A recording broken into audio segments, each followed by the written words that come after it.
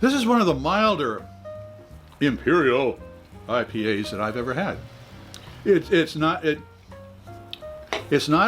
kick you in the head, but it is definitely emphatic. I mean, it's there. I mean, it's a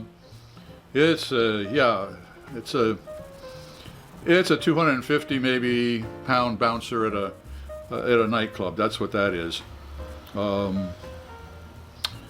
It's powerful. I'm not going to argue with that. So that is exactly what it says it is. It's a little sneaky. It's a little sneaky on the alcohol there because the lushness of it makes you think that, oh, maybe this isn't as bad as you thought it was, but oh no. This could be, my stomach is starting to warm up right now. Yeah, this is a sneaky little beer.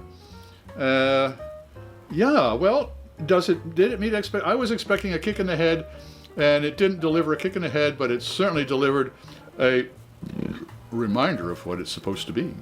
So, did it meet expectations? Not quite, but it certainly is a tasty beer. If you enjoyed this presentation, please click on the subscribe button and the bell. That way you won't miss any of our presentations. Thumbs up would be great, sharing would be even better, and a comment would be really appreciated. I am Pete LaFrance, the Old Growler, hoping all of your beers meet expectations.